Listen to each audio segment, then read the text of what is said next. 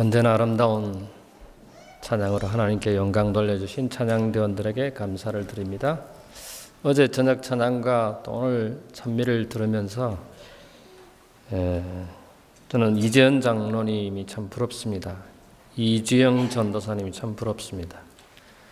어떻게 저렇게 감동적인 찬양을 하나님께 드릴 수 있을까? 저도 하늘나라에 가면은 그런 감동적인 찬양을 할 수 있는 날이 속히 오게 되기를 소망해 봅니다. 오늘은 구주 탄생의 의미라고 하는 제목으로 함께 말씀을 생각해 보겠습니다. 먼저 미가서 5장 2절에 있는 말씀을 봉독해 올리겠습니다. 미가서 5장 2절에 보면 이런 말씀이 기록되어 있습니다. 구약 1294쪽에 이런 말씀이 기록되어 있습니다. 베들레헴 에브라다야, 너는 유다 족속 중에 작을지라도 이스라엘을 다스릴 자가 내게로 나올 것이라. 그의 근본은 상고의 태초에니라. 오늘 찬양대가 임마누엘이라고 하는 이름을 찬양했습니다마는 미가서 5장 2절에 예수님께서 탄생할 것을 예고했는데 이사야 7장 14절에 보면은 구체적으로 그 이름이 나옵니다. 이렇게 기록되어 있습니다. 그러므로 여호와께서 직접 너희에게 표적을 주실 것이다. 처녀가 임신하며 아들을 낳을 것이며 그 이름을 임마누엘이라 부를 것이라. 임마누엘은 마태복음 1장 23절에 그 의미가 무엇인지를 해석하고 있습니다. 처녀가 임신하여 아들을 낳을 것이며 그의 이름은 임마누엘이라 부를 것이다.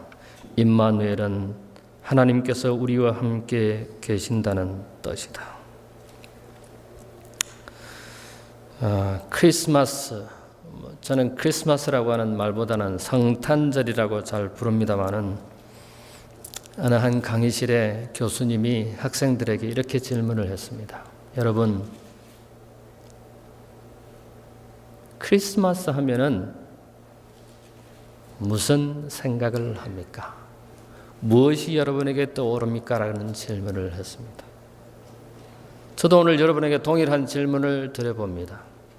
사랑하는 앤드루스 한인교회 가족 여러분, 크리스마스 하면은 무엇이 떠오릅니까? 예수님, 또요?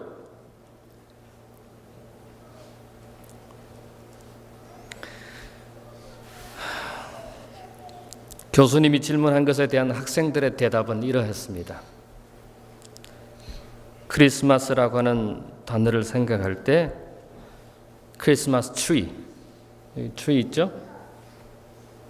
원래 이 트리는 초록색의 향내나는 전나무를 갖다 놔서 향이 나오도록 하는데 오늘날은 다 이미테이션입니다. 여기 있는 것이 대부분 다 이미테이션입니다. 모르겠어요. 이 선물은 이미테이션인지 모르겠어요. 제가 준비를 안 했기 때문에 제 안에 진짜 뭐가 들어있는지 아니면 이미테이션인지 모르겠습니다만은 한 학생이 크리스마스 트리라고 대답을 했습니다. 또 한 학생은 선물이라고 대답했습니다. 또 한 학생은 산타 클로즈라고 대답을 했습니다. 또 한 학생은 캐롤이라고 대답했습니다. 또 한 학생은 카드라고 대답했습니다. 12월 25일이 예수님의 생일입니까? 그러면 왜 우리는 이 성탄절을 지키려고 하고 미국의 가장 큰 명절, 세계가 다 지키는 명절이 되었습니까? 오늘날 성탄절은 상업주의적이고 감상주의적이고 쾌락주의에 밀려서 본질을 잊어버린 성탄절이 되었습니다.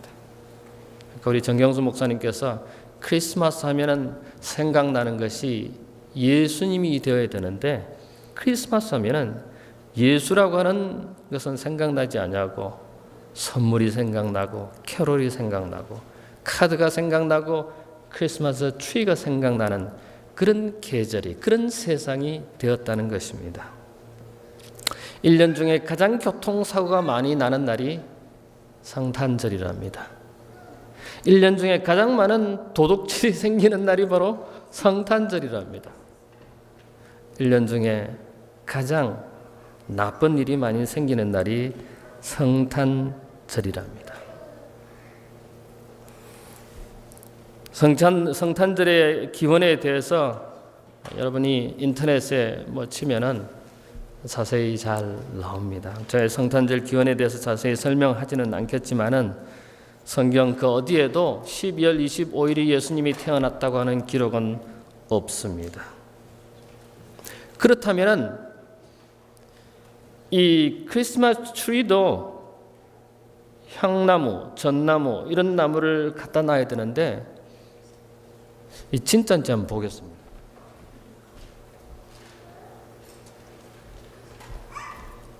결코 진짜 아닙니다. 4세기에 이 크리스마스 트리가 등장을 했고 유럽의 17세기에 이 크리스마스 트리를 장식하는 문화가 온 유럽에 퍼졌고 18세기에 영국과 미국에 이런 크리스마스 트리를 장식하는 문화가 정착이 되었습니다. 원래 12월 25일에는 미트라라고 하는 태양신을 섬기는 종교 축제일이었습니다. 예수님이 태어나는 결코 아닙니다. 태양이 탄생한 날로 그렇게 여겼는데 초기 기독교인들은 이 크리스마스 트리나 성탄절에 대해서 예수님의 탄생일에 대해서 전혀 관심도 없었고 12월 25일을 그렇게 지키도 않았습니다마는 AD 354년에 결국은 기독교가 세속화되고 그래서 12월 25일을 예수님의 탄생일로 정하고 그걸 받아들이고 지금까지 전 세계가 12월 25일은 예수님이 탄생한 크리스마스로 성탄절로 지킵니다. 제가 아까도 말씀드렸듯이 성경 그 어디에도 예수님이 12월 25일에 탄생한 것은 없다는 것입니다. 그렇다면은 제7일 예수 재림교회 성도들은 이 성탄절을 지키지 않습니다. 때때로 그런 질문을 받습니다. 우리는 왜 성탄절을 지키지 않느냐고. 우리 교회에 이런 크리스마스 트리를 갖다 놔야 됩니까? 안 갖다 놔야 됩니까? 저한테 질문을 하기도 하고. 우리는 어떤 태도를 가져야 합니까? 우리는 성탄절을 인정하지 않는다면은 크리스마스가 12월 25일이 예수님의 탄생일이 아니라면은 우리 재림교회는 재림 성도들은 어떤 태도를 가져야 하는 거예요? 예수님의 탄생의 그 의미가 도대체 무엇이냐 하는 것입니다.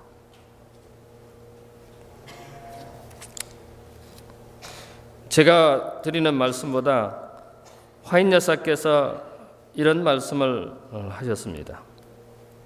이 타락한 시대의 습관과 행습에 떠나는 것은 우리의 특권이며 다만 식욕의 만족이나 혹은 쓸데없는 장식품이나 옷감을 위하여 재정을 소비하는 대신에 우리는 오는 축일들을 하나님을 존귀하고 그분에게 영광을 돌리는 기회로 삼을 수 있을 것이다.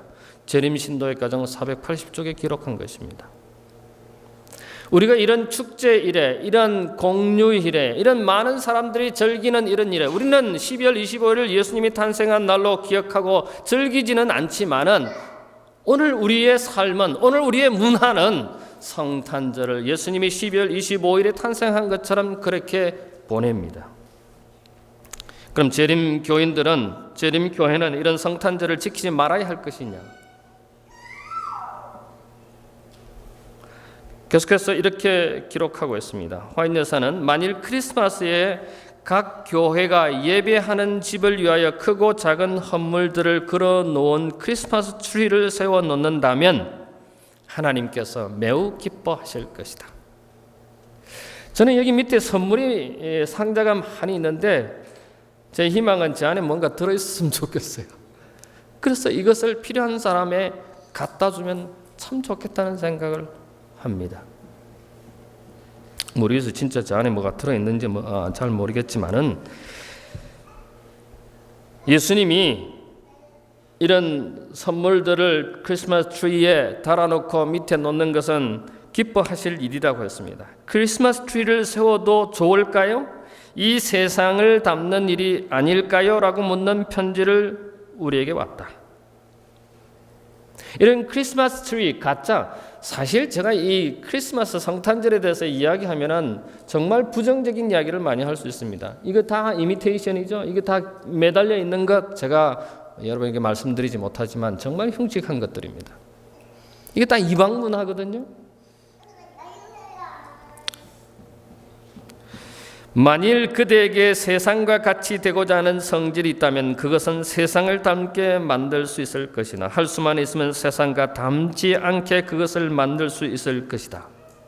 우리는 이런 크리스마스 트리를 만들고 이런 선물을 준비하는 세상 사람들과 똑같이 할 수 있지만은, 그러나 그 근본 자세, 의도는 세상 사람들하고 달라야 된다는 것입니다.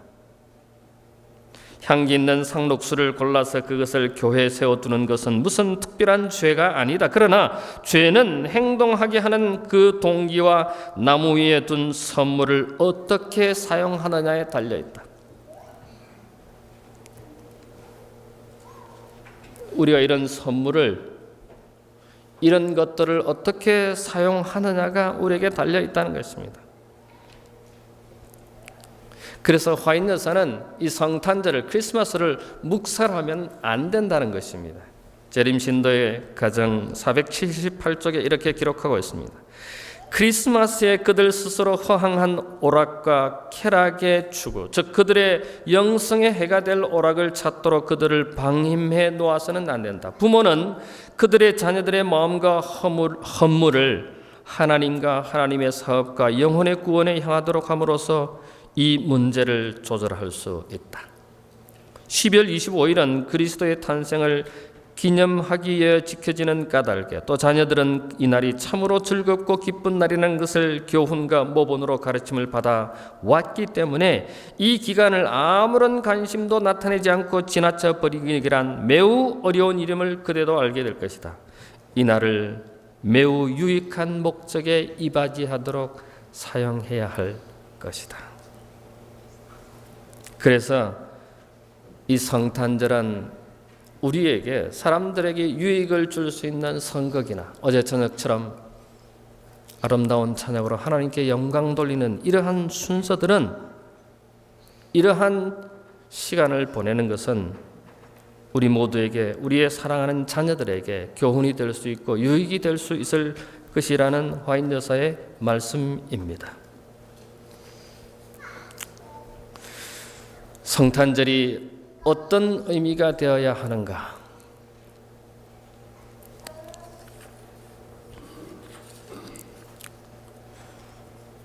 영국의 스로스츠라고 하는 유명한 범죄인이 있었습니다. 이분은 감옥을 자기 집처럼 들락날락 하는데 한 40년을 감옥에 보냈다고 합니다. 그는 가죽 채찍을 50번 맞는 태형을 8번이나 가죽 채찍 태형을 맞았습니다. 그래서 사람들이 이 스로스츠에 대해서는 구제불능의 사람, 골칫덩어리, 변화가 도통 없는 사람, 그런 사람으로 인식되어 있었습니다.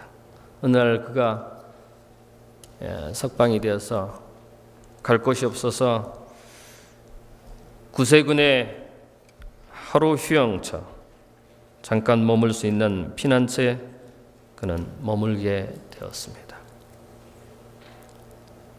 그곳에 머물면서 그것을 지키는 사람과 대화를 통해서 그는 예수님을 영접하게 됩니다. 40년이 걸려도 변화되지 않는 정말 이 구제불능의 사람이 하룻밤에 예수님을 영접하는데 2분밖에 걸리지 않았다고 했습니다. 성탄절이 이렇다면 얼마나 좋을까요? 18년 동안 그는 선한 일을 하다가 숨을 거두었다고 합니다. 우리는 이 계절에 성탄절의 그 진정한 의미를 어디서 찾을 수 있을까요? 마태복음 2장 1절에 보면은 헤롯 왕 때 예수께서 유대 베들레헴에서 나심에 동방으로부터 박사들이 예루살렘에 이르러 말하되 유대인의 왕으로 나시니가 어디 계시뇨? 여기 동방 박사들이 등장합니다. 동방 박사들은 동방에서 이 베들레헴까지 학자들에 의하면 1600km를 걸어왔다고 합니다. 물론 나귀를 타고 동물을 이용해서도 왔겠지만은 1600km를 왔다고 하면은 계산을 해보면은 한 40일을 거쳐서 왔습니다. 이 동방 박사들이 와서 뭐라고 했느냐면은 유대인의 왕으로 나시니가 어디뇨?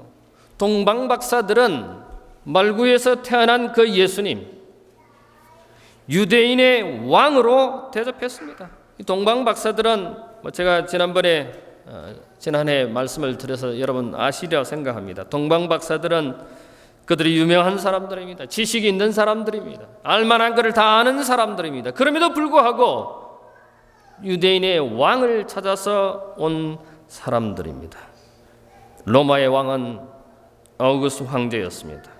유대의 왕은 헤롯이었습니다. 그럼에도 불구하고 유대인의 왕을 찾아서 온 사람들입니다. 진정한 예배는 진정한 예배 대상에게 드리는 것이 진짜 예배입니다.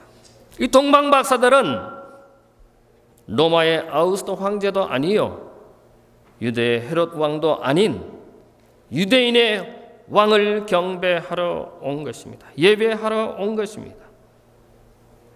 오늘날 많은 사람들이 교회에서 예배를 드리지만 진정한 예배 대상자가 아님을 우리는 너무나 잘 압니다. 진정한 예배일이 아닌 날에 예배를 드리는 것을 우리는 너무나 잘 압니다. 그러나 이 동방 박사들은 그들의 지식에 근거해서, 그들의 이 knowledge, 확실한 진리에 근거해서 유대인의 왕을 찾아서 경배하려고 했던 것입니다. 뿐만 아니라 이 동방 박사들은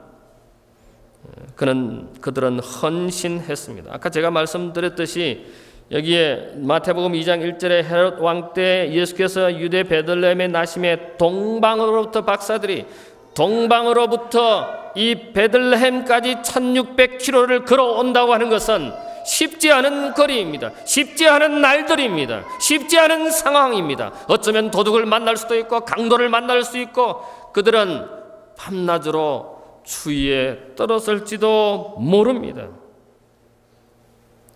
피곤에 지쳐 포기하고 싶은 때도 있었을 것입니다. 손해를 볼 수도 있었을 것입니다. 그런 위험을 각오하고 동방으로부터 베들레헴으로 온 이 동방 박사들의 헌신을 우리는 생각하지 않을 수 없습니다.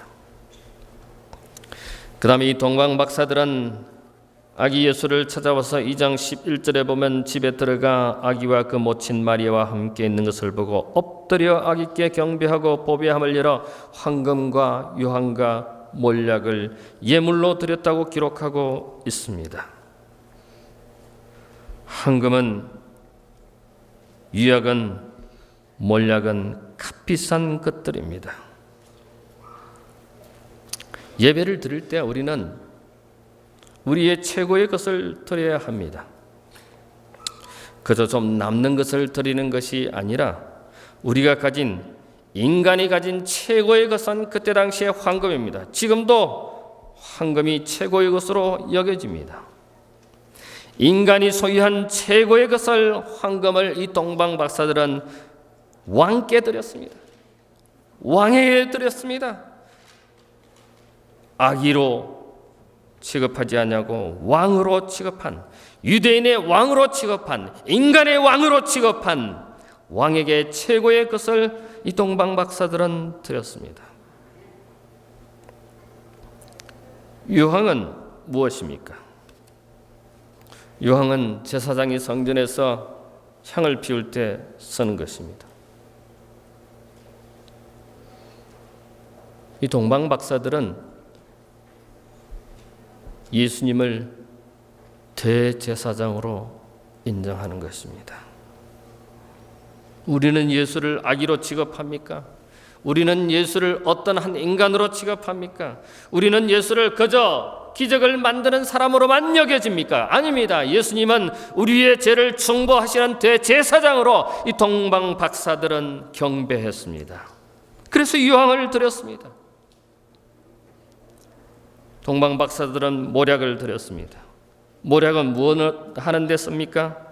시체를 썩지 않게 하는 물건으로 써야집니다.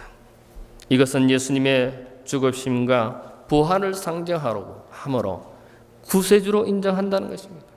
동방 박사들은 아기 예수를 구세주로 인정해서 모략을 주님께 드린 것입니다. 오늘 우리의 예배는 어떻습니까? 제가 오늘 교회 오기 전에 저도 감사의 예물을 드려야겠다 생각하고 감사의 예물을 가져왔습니다. 이번 성탄절에 제가 돈을 얼마나 썼나 생각해 봤습니다. 저희 가족이 많기 때문에 5명의 선물을 다 사려면 돈이 많이 들기 때문에 가족들의 회의에 하나만 사는 것으로 이렇게 해서 하나만 샀습니다. 그것보다는 몇 배를 더 드려야 되겠다 생각했습니다. 우리가 가진 것에 최고의 것을 주님께 드리는 것이 성탄절입니다. 여러분은 오늘 무엇으로 하나님께 경배하시겠습니까? 우리의 삶에 있어서 최고의 것을 드리는 그런 성탄절이 되기를 간절히 바랍니다. 1988년 우리 대한민국이 올림픽을 개최했습니다. 2002년에는 월드컵을 개최했습니다. 많은 사람들이 한국에 가고 싶어 합니다. 많은 종교인들이 한국에 가고 싶어 합니다. 한국 교회를 한 번만이라도 가고 싶어 합니다. 오늘날 대한민국의 첫 번째 종교는 기독교가 첫 번째 종교가 되었습니다. 목회자들이 한국의 교회 한 번만 가보고 싶은 것이 그들의 꿈이고 희망이고 소원이라는 것입니다.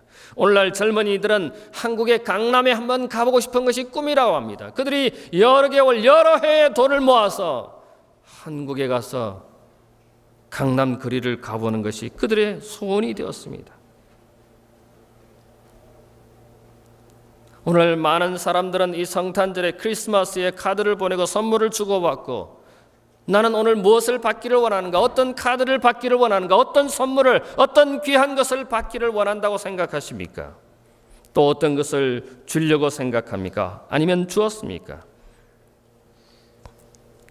이 성탄절에 예수님께서 우리 가정에 오셨으면 참 좋겠습니다. 선물로 오시는 것이 아니라 어떤 제물로 오는 것이 아니라 예수님이 구세주로 우리 가정에 오셨으면 참 좋겠습니다. 아까 우리 어린아이들 우리 선 목사님께서 영상물을 보여줬습니다. 성탄절은 싸움을 화해로 평화를 가져오는 날이 되어야 합니다. 그래서 언제나 크리스마스에는 피스라고 하는 단어가 늘 따라붙습니다.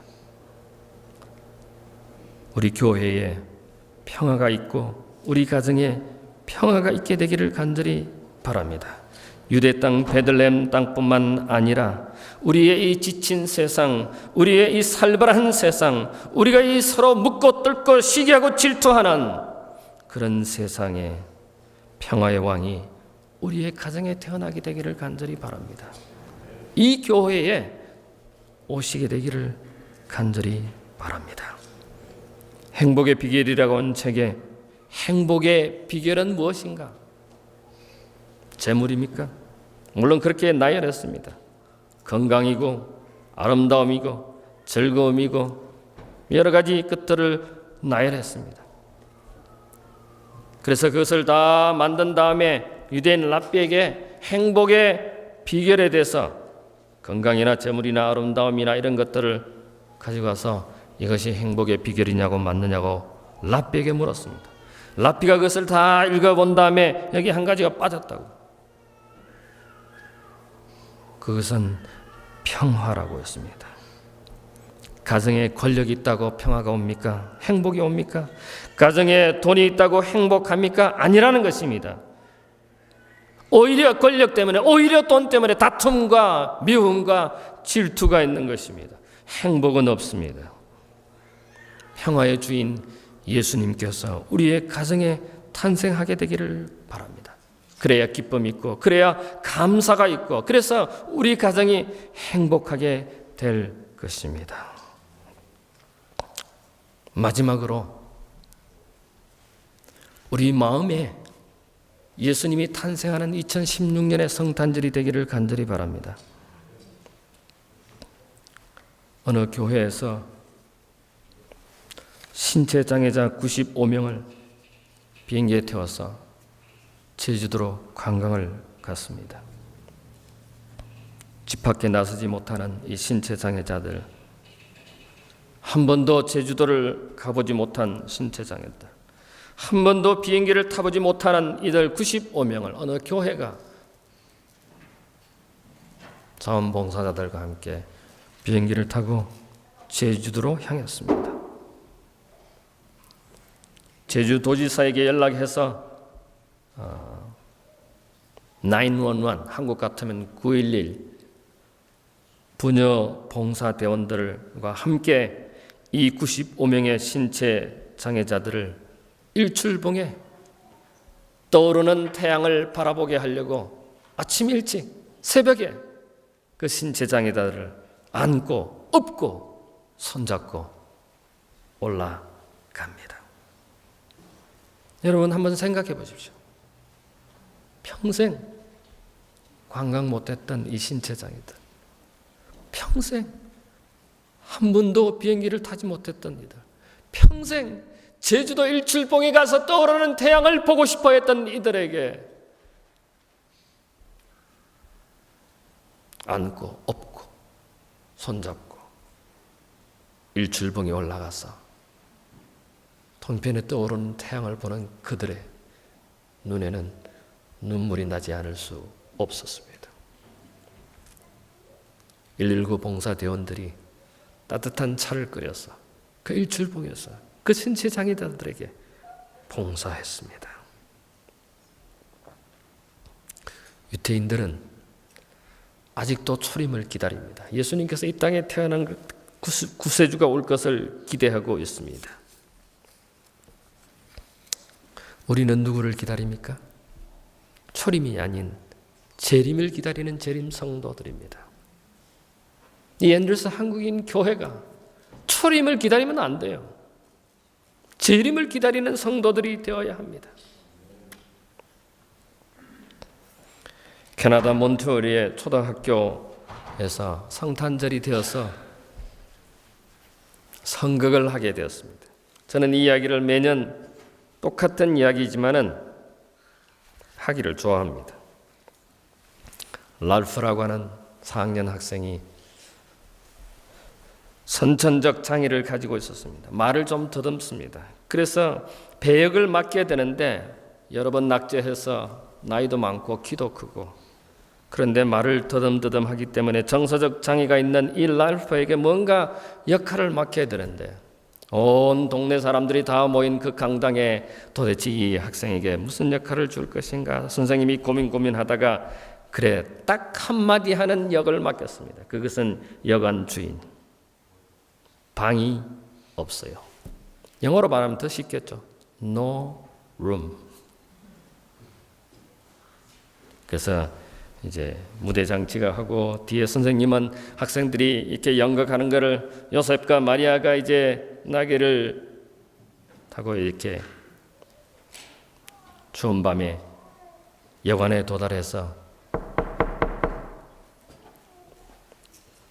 요셉이 노크를 하니까 이 랄프가 문을 열고 나와서 그 요셉이 방이 있느냐고 뭐라고 대답해야 돼요? No room. 선생님이 안심을 했습니다. 왜냐하면 저 말도 못할까 조마조마했는데 No room 하니까 방이 없어요 하니까 안심을 했습니다. 그리고 문을 닫고 들어갑니다. 3번을 no room을 이야기를 해야 됩니다. 그 다시 여보세요. 내 아내가 마리아가 지금 만삭이에요. 지금 곧 아기를 낳을 것 같은데 방이 필요해요. 그래서 다시 문을 열고 나왔습니다. 랄프가 또 뭐라고 대답합니까? No room. 뒤에 선생님들이 안심했습니다. 다시 랄프가 문을 열고 다시 들어갑니다. 근데 요셉은 더 문을 크게 두드립니다. 제발 저희들에게 방을 꼭 주십시오. 저희들이 어디 갈 데도 없습니다. 지금 아기가 나오려고 그래요. 방이 필요합니다. 랄프가 문을 열고 나왔습니다. 그리고 요셉이 간절하게 이야기하는 그 요셉의 말을 보았습니다. 얼굴을 바라보았습니다. 그리고 간절하게 우리는 방이 필요하다고 하는 것을 보았습니다. 랄프의 눈에는 눈물이 고이기 시작합니다. 이 가련한 사람들. 그래서 랄프가 뭐라고 말해요? No room 대신에 제 방 쓰세요. Use my room.